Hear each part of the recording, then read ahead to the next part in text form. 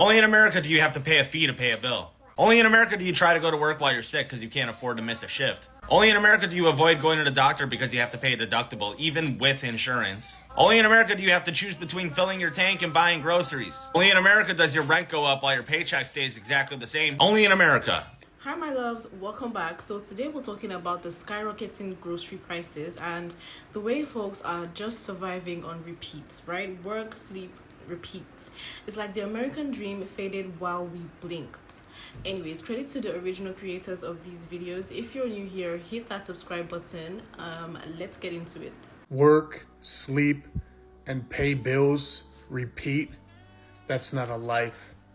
That's a sentence. They told you if you worked hard that you'd make it, but in reality, all you made was just enough to survive. You wake up tired and you go to sleep anxious, and every day off of work, you just spend it recovering from all the damage. The food costs more, and the rent keeps going up, but the paycheck still stuck in 2015. This isn't the American dream. This is economic gaslighting. They sold us freedom, but delivered a treadmill.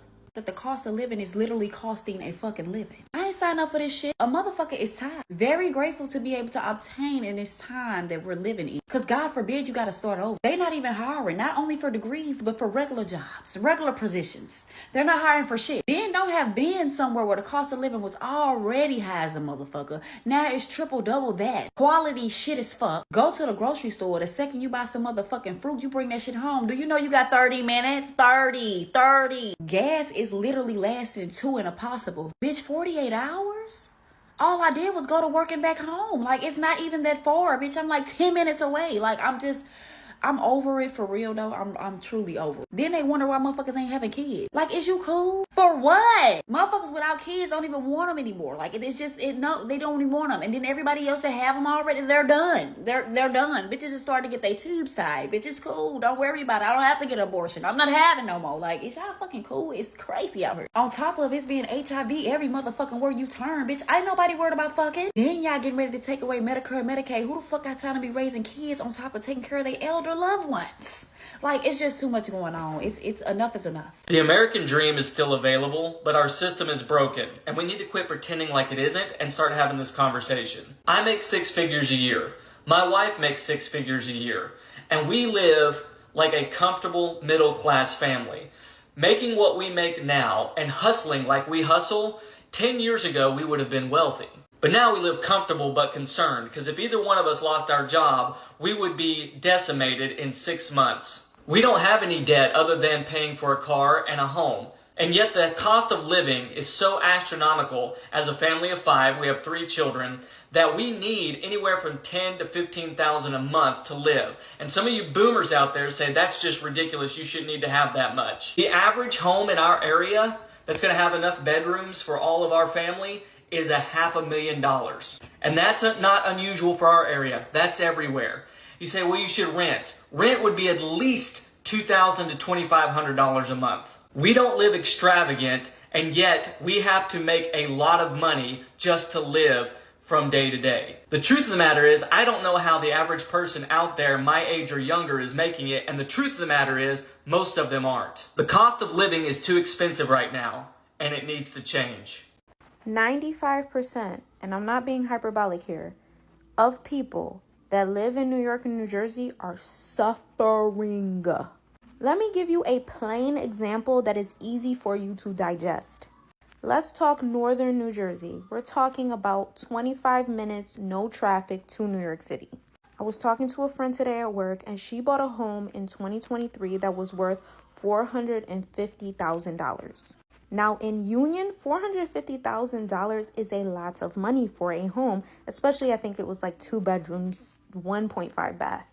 But things are so rapidly getting worse and worse that home that she bought for that price is a great deal. Because now that will cost her at minimum $800,000. Just last year, her mortgage cost her $3,400. Now this year, her mortgage is $4,500. Why the increase? Taxes. Her taxes went up $1,100 in 1 year. So it seems like she's winning because she got a home for 4.5, which still is a lot, but now would be 7, 8, 9 plus. But her taxes went up $1,100 in 1 year, bro. She literally said, I can't afford to live. And her husband's a basketball player overseas. Pre-COVID, I could get an apartment, 2-bedroom, nice, $1,800, 15 minutes from New York City. Now, 15 minutes from New York City, you're looking at least $4,000 a month for a 2-bedroom. Pre-COVID, you can make it work. Post-COVID, you can't. I moved here because I'm from upstate New York and I went to the Fashion Institute of Technology. I worked in the fashion industry for years and I always felt like I wanted to stay here because I wanted to be close to that ecosystem. I'm building my own clothing brand now.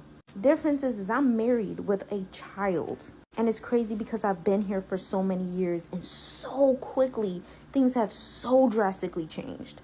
New York and New Jersey is unlivable. We are suffering. So much so that I actually think it would be more beneficial for me to take my business and run it upstate New York where I'm from than to keep on doing it here.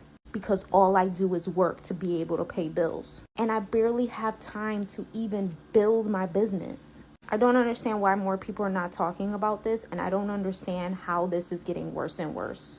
And I don't really know who exactly is to blame, but something has to give. So Americans are shelling out $235 a week, and that's nearly $1,000 a month on groceries alone. Prices are up about 2.3% and nearly 23% higher than 5 years ago, you guys. And all of this is while, Medicaid and Medicare supports get slashed thanks to that big, beautiful bill. And rent, education, everything else is going up. So people wake up and the first thing they think is, oh my god, I need to afford food today, right? And then they work all day, barely eat, crash and repeat because there's no break. Jobs are disappearing, layoffs are hitting, and folks are losing homes. Some are even sleeping in their cars now, right? And that's not living. That's not living, guys. That's survival. The American dream is obviously dead. My family of five's expenses are $7,000 a month, and we don't live a life of luxury.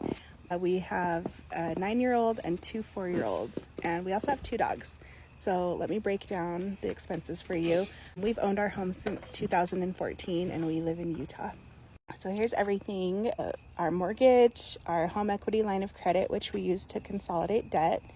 We have a Subaru loan. The loan is for $35,000, but we can only sell it probably for $30,000. So we're gonna try and get as much as we can out of it. We have a van. We have like $6,000 on the loan, so I'm hoping that we can keep that. And then we have our auto insurance, our cell phone bill, we have our utilities, and our Google Fiber internet, gas for our cars, food, dog food, and life insurance.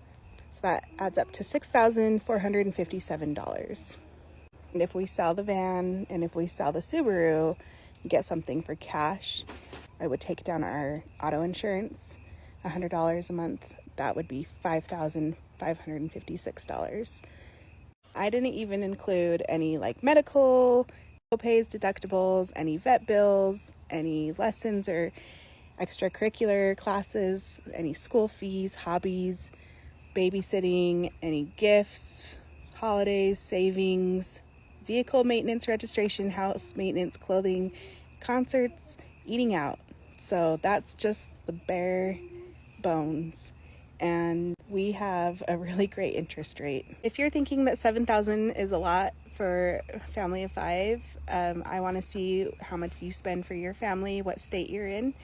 I think it's a lot, but that's how much everything is. Everything's just getting more and more expensive. We live in an America where women are crying on this internet because they don't have enough money to feed themselves and their children.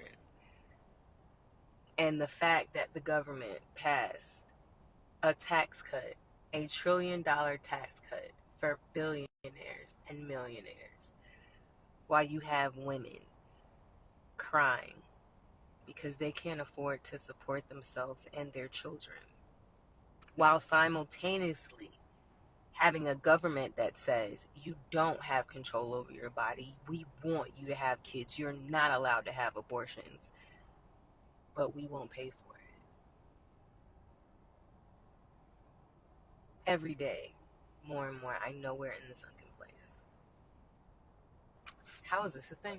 How are people affording life right now? How are people tackling this cost of living? Personally, I'm not. I had to move out of San Diego. I'm from Southern California, but it's too expensive. Even with full-time work, I had 2 full-time jobs, working on the weekends and at night and in the morning. I still couldn't save up enough money for a deposit for a studio apartment or anything, frankly. So I had to make a change.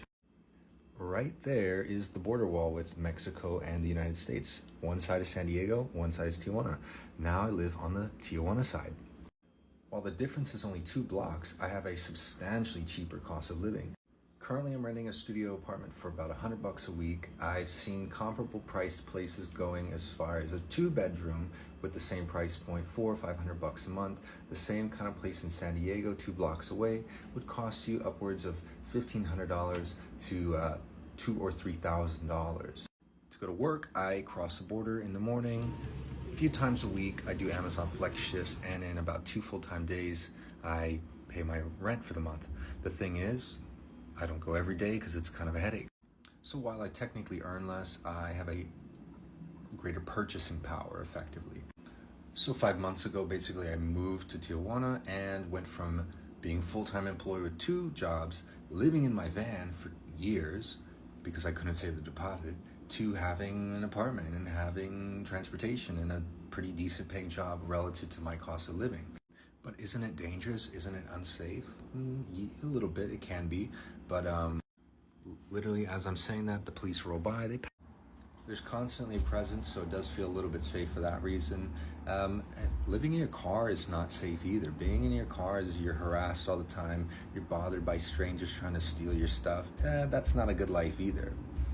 So while it's not a perfect solution, it's a solution for now, and it works, and I've improved my quality of life by moving 2 blocks. Follow for more about the cost of living in Mexico. The cost of living in this country is currently, it's not going to be, it is currently unsustainable. And there are people that they know this, but then they'll still look at somebody else that's struggling and then tell them they're not doing good enough. I want you to imagine somebody that makes $75,000 a year. That's a pretty high up wage in terms of like top earners in this country, $75,000 a year. And we're going to go through some things here. This is a person with no debt outside of a car. And please don't hit me with the, you can go buy a car for, shut up, you can't, shut up, stop saying ridiculous things. An entry-level decent car is $30,000. So this person who puts $200 a month into insurance and they pay 5% into their 401k because shut up, people should be able to put money into their retirement. Because if you're not doing it now, you're never going to get to start doing it later. So after those 2 things come out of their paycheck and their taxes are paid, they bring home $53,850 a year from a $75,000 paycheck. Average rent in my state for a 1-bedroom apartment, because an adult should be able to live by themselves, $1,700. That car payment at 6% for an entry-level, very reasonable sedan, nothing fancy, that car payment's $579 a month. Car insurance, $240 or so a month for a lot of vehicles in this day and age. You're a young person, you've got a nice job, but the insurance companies still want to screw you over. Food. You only cook at home. You never, ever go out. You only cook at home and you only eat decent quality food because a human being should be allowed to eat decent quality food. You pay $879 a month for that. You spend $250 a month in gas. You wear and tear on your car $100 a month. $80 for your phone, $80 for your internet, $175 a month for your electricity, $70 for your water, $20 for your cash. You make $75,000 a year, and outside of a car payment, you have 0 debt. Do you know how much money you have left over annually at a $75,000 wage? You do nothing. You don't own a Netflix. You don't go out on a date. You don't pay to go to a park. You don't go watch a movie. You do nothing. If you can't find it on the internet for free, you don't get to do it. If you can't cook it at home for your $800, you don't get to do it. You have $3,700 left over annually. That's like $320 a month. And there's going to be, well, that's $300. Shut up. shut your stupid, contrarian, edgelord mouth. That's not a doctor bill, because God knows just because we have insurance doesn't mean that we don't still pay far out the ass when we go to the doctors. People like to be entertained. They want to date. They want to... There's those of you out there that will tell somebody living like this on $75,000 a year before taxes that they are not doing what they're supposed to do, that they should get a second job, that they should get a side hustle, that they should get a better job. And the fact that you would look at somebody with no debt other than a car and say something like this to them means objectively you're a moron and you live in a fantasy world. This is unsustainable. I moved back to the U.S. after living abroad for 8 years and could not find a place to stay. The only place that looked promising without a credit check, a deposit, was a homeless shelter. We literally had to show 50 times the rent, W-2s, paycheck stubs, all of this crazy stuff.